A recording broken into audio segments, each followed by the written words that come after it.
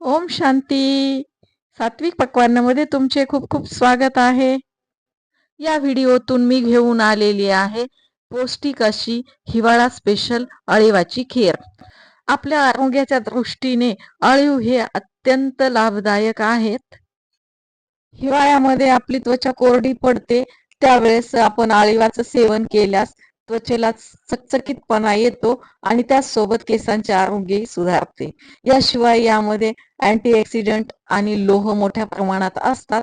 एकंदर सांगायचं झाल्यास अळीव हे आपल्या आरोग्यासाठी अत्यंत उपयोगी आहेत.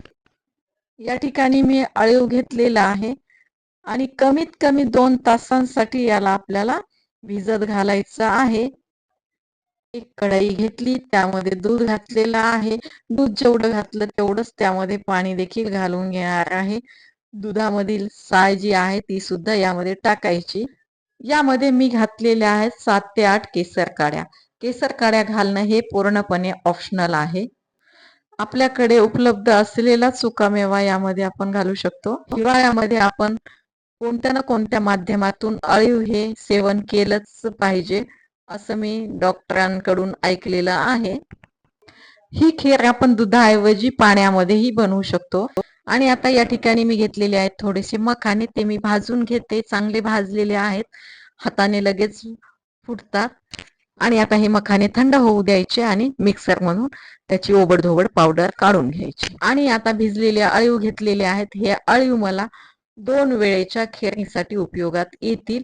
या ठिकाणी मी 3 चमचे अळीव घातलेला आहे. आणि आता हे राहिलेले जे भिजलेले अळीव आहेत ते आपण असाच हा बाउल फ्रीज मध्ये ठेवूयात. चांगले 8 ते 10 दिवस याला काहीही होत नाही. कॉफीच्या 1 कप दुधामध्ये किंवा 1 कप पाण्यामध्ये 2 चमचे अळीव घालून आपण अगदी रोजच्या रोज सकाळी ही खीर पिल्यास तिचे लाभ दिसून येतात. अळीव शिजण्यास जास्त वेळ लागत नाही, म्हणजे ते आपल्याला अगदी दाताखाली चावता येत नसतं आणि भिजल्यास ते थोडेसे चिकट होतात. आणि आता यामध्ये शेवटी घालून घ्यायची मखाण्याची पावडर. चांगलं मिक्स करून 5 मिनिटांसाठी एक उकळी काढायची आणि बनलेली आहे आपली आरोग्यदायी अळीवाची खीर हिवाळा स्पेशल. हा व्हिडिओ तुम्ही वेळात वेळ काढून पाहिला याबद्दल तुमचे खूप खूप धन्यवाद. आणि माझे जे सबस्क्रायबर आहेत त्यांचेही खूप खूप धन्यवाद.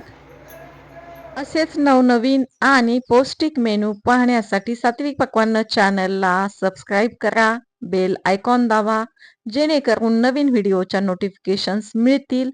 आणि व्हिडिओ आवडल्यास एक लाईक द्या, कमेंट्स बॉक्समध्ये कमेंट्स टाका.